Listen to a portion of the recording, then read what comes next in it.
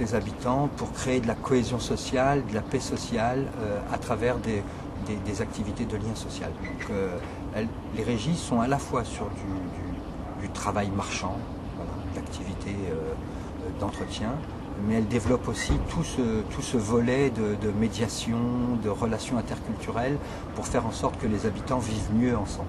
Voilà, ça c'est le projet des régies de quartier. Alors l'avantage aussi, c'est que ça génère une logique d'économie de circuit court.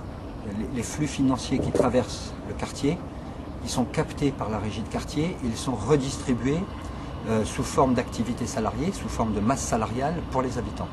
Donc les flux financiers ne sortent pas du territoire, ils restent dans le territoire et ça permet de créer comme ça un cercle vertueux qui facilite le mieux vivre des habitants des quartiers populaires.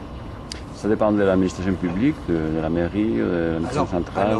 Non, alors ce sont des associations totalement indépendantes, totalement autonomes, mais les instances dirigeantes sont composées d'habitants, d'élus, de collectivités et de représentants. Donc c'est ensemble, autour de la table, d'associations de quartier, des associations de voisins, de locataires, des éducateurs, des travailleurs sociaux. Donc tous ces gens-là participent au conseil d'administration, donc sont dans une fonction d'employeur, puisque l'association embauche des gens et salarie des gens. Donc elles sont autonomes, mais le projet politique, au sens noble du terme, c'est de faire ensemble que toutes ces personnes-là interviennent, un homme, une voix, interviennent dans un projet de territoire et dans une logique de consensus, de compromis, arriver à avancer progressivement ensemble sur des actions qui concourent à l'amélioration de la vie quotidienne des habitants. Il fait combien que ça marche? Alors, notre dispositif existe depuis la fin des années 70. Il s'est beaucoup aujourd'hui développé, donc il y en a 140 en France. Maintenant, de plus en plus, elles interviennent sur plusieurs quartiers. Donc 140 régies de quartier, ça veut dire à peu près 200, 220, 230 quartiers populaires d'intervention. Et ça représente 8000 emplois. Et des emplois à la fois des emplois pérennes qui durent, des emplois qui s'inscrivent dans la durée, mais aussi des emplois d'insertion. Donc des emplois sur des contrats de 2 ans où les régies construisent des parcours avec les personnes en mobilisant des outils de formation, des outils de lutte contre l'alphabétisation, l'analphabétisation, l'illettrisme, la qualification professionnelle. Donc il y a les deux logiques dans les régies. Il y a les personnes qui restent, principalement des personnes qui ont plus de 50 ans et dont on se dit qu'elles vont avoir du mal à trouver dans une entreprise ordinaire. Et puis les personnes qui ont vocation à quitter la régie, mais après un parcours de formation et d'insertion. Donc là, c'est plus pour les publics 18-30 ans, on va dire, pour les publics plus jeunes. Ils travaillent dans tous les quartiers ou seulement dans les quartiers où il y a des problèmes, des conflits? Alors, la régie a la vocation à intervenir dans tous les quartiers, mais quand même principalement, prioritairement, dans les quartiers où il y a des dysfonctionnements. Dans les quartiers où il y a le sentiment partagé que des problèmes se posent, soit en termes de tension entre les communautés ou entre les habitants, soit des dysfonctionnements en termes de gestion des espaces publics, des quartiers sales, des quartiers qui sont peu entretenus ou mal entretenus. Donc nous, notre boulot, c'est quand on travaille avec ces collectifs, c'est d'appuyer là où ça fait mal, et de dire là ça va pas, là ça va pas, là ça va pas, et du coup, comment ensemble, collectivement, on peut apporter des réponses qui apportent une amélioration à la fois du territoire et donc des conditions de vie des habitants. Donc c'est quand même majoritairement des quartiers populaires et des quartiers qui présentent des difficultés de gestion des espaces publics, de gestion urbaine. Et dans les quartiers qu'il y a eu des problèmes, des conflits dans les années dernières? En 2005, oui, on est dans tous ces quartiers. Qu'est-ce que vous avez fait là? Quel a été le rôle de la régie quartier là? Oui, alors d'abord on était on est évidemment implanté dans tous ces quartiers. On a joué un rôle fondamental en réalité à la fois de médiation, mais surtout d'interface entre les pouvoirs publics et les communautés, parce que les régies développent beaucoup d'activités de médiation pure, qui relèvent d'une logique de veille sociale et de veille technique. Donc il y a a beaucoup de régies qui salarient aussi des médiateurs issus du territoire, qui sont formés et qui ont joué un rôle prépondérant encore une fois d'interface entre les différents acteurs. Les médiateurs ne sont pas des jeunes dans les régies, c'est souvent des adultes, souvent des couples hommes-femmes, des binômes, connus, reconnus par la communauté d'habitants et qui du coup sont respectés par la communauté elle-même. Il semble maintenant que la situation est très calme là. Et une sensation réelle ou non? Non, c'est une situation artificielle. C'est plus calme, évidemment, qu'en 2005. 2005, c'était une situation exceptionnelle, enfin unique dans l'histoire des quartiers populaires en France. Il fallait remonter quand même à il y a très longtemps. Mais le sentiment que nous avons, c'est que la situation peut tout à fait recommencer. Enfin, l'explosion sociale peut redémarrer dans les quartiers du fait de pas des tensions intercommunautaires, pas du tout, mais du fait de la crise économique, du fait des difficultés de vie des habitants et en particulier du fait des difficultés de vie des jeunes. Parce que la problématique majeure dans nos quartiers en France, c'est une problématique de chômage des jeunes 18-25 ans dont le taux est 3 fois supérieur à la moyenne nationale. On intervient dans des quartiers où en France le taux de chômage des jeunes 18-25 ans il tourne autour de 22-23%. Dans nos quartiers où on intervient, on est plutôt autour de 50 à 60%. Donc c'est des taux anormaux et c'est évidemment des situations explosives du point de vue à la fois de la frustration, du ressentiment, de l'humiliation que ça génère auprès de ces jeunes, parce que la nouvelle difficulté à laquelle on est confronté, c'est qu'on est aussi confronté à des situations de cette nature, avec y compris des jeunes qui sont très bien formés. Ce n'est pas simplement des jeunes non formés, non qualifiés, mais c'est aussi des jeunes diplômés qui se retrouvent dans une situation de difficulté d'accès à l'emploi, pour tout un tas de raisons, et en particulier pour des raisons liées à des discriminations ethniques, territoriales, sociales. Et qui du coup génère une espèce de ressentiment partagé par la communauté et y compris par les parents, qui ne comprennent pas que l'égalité des chances n'existe pas et que l'accès à des parcours de promotion sociale soit aussi difficile pour leurs enfants. La crise a affecté d'une forme importante ces problèmes ou ça venait d'avant? La crise économique? Non, alors elle s'est amplifiée dans nos quartiers, parce qu'on est quand même majoritairement sur des activités de main-d'œuvre, des activités non qualifiées, et que c'est les habitants des quartiers qui ont été les premières victimes de la crise économique.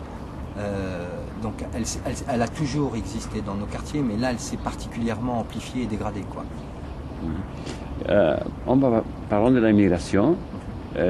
L'immigration, c'est un problème différent de l'Espagne parce que vous avez l'immigration de beaucoup d'années, non?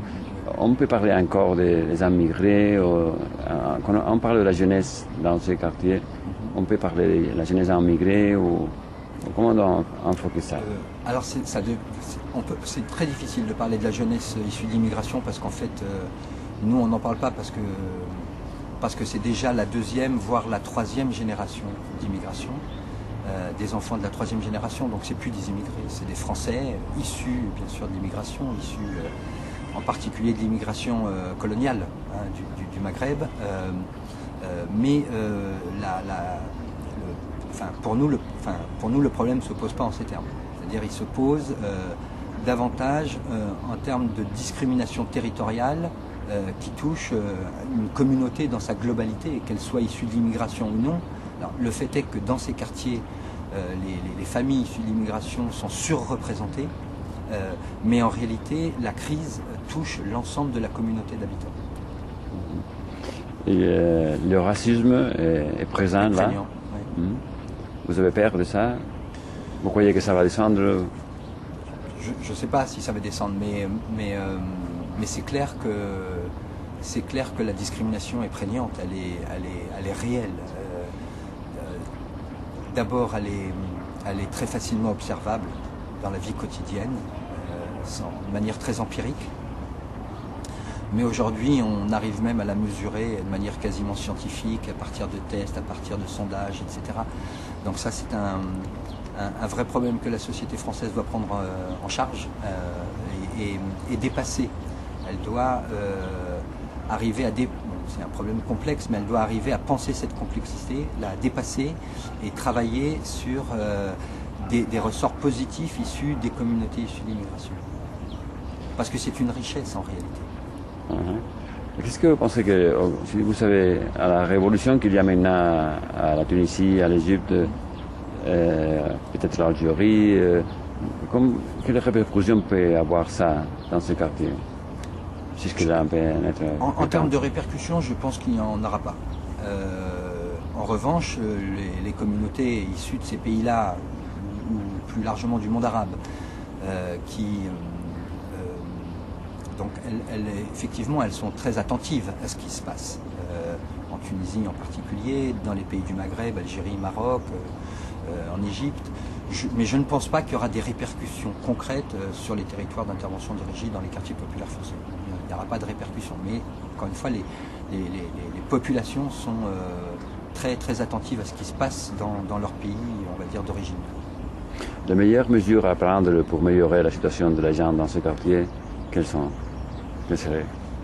Il y en a beaucoup. Il y a des mesures qui touchent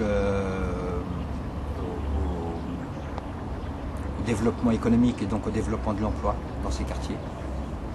On a connu quand même des périodes moins difficiles avec des outils financiers, avec des dispositifs de politique publique efficaces qui ont permis la création d'emplois sur ces territoires et donc de maintenir une cohésion sociale malgré tout, malgré les difficultés. Or, ces dispositifs, même s'ils existent encore, ils sont en très large diminution en termes de budget, en termes d'affectation de moyens. Donc ça, c'est le premier axe de travail, nous semble-t-il, c'est renforcer les politiques publiques en faveur de la création d'emplois dans ces quartiers. Le deuxième, c'est travailler à désenclaver ces territoires et à travailler sur les logiques de stigmatisation de ces territoires.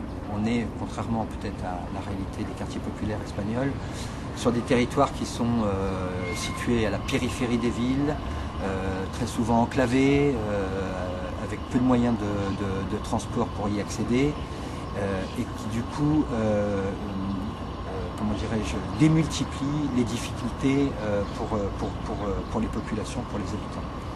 Donc le deuxième axe, c'est celui du désenclavement.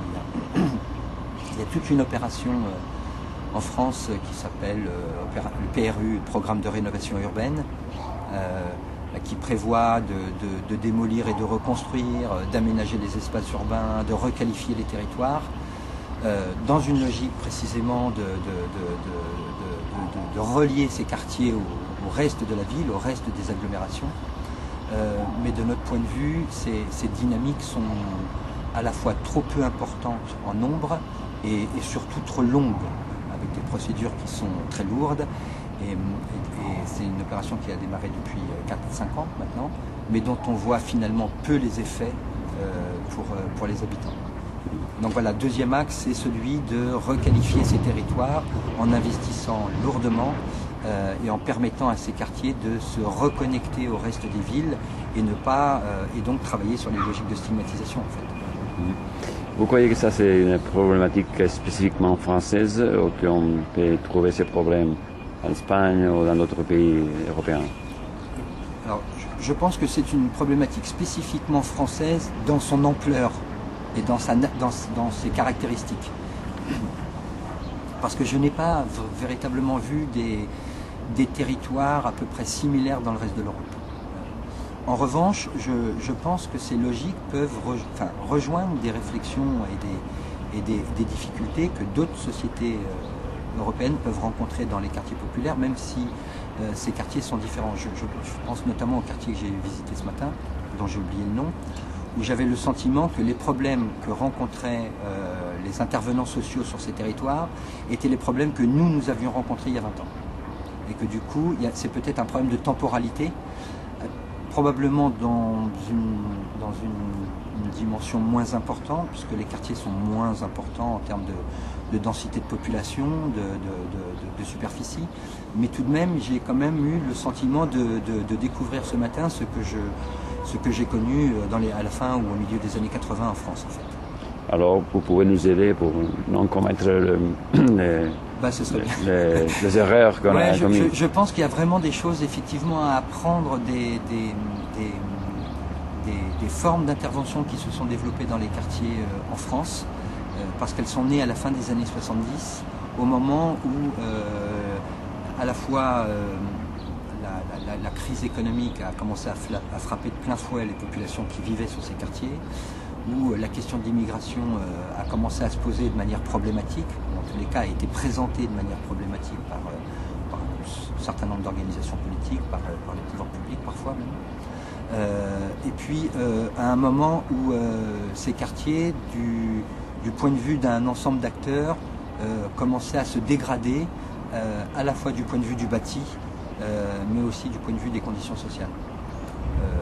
Donc moi il me semble que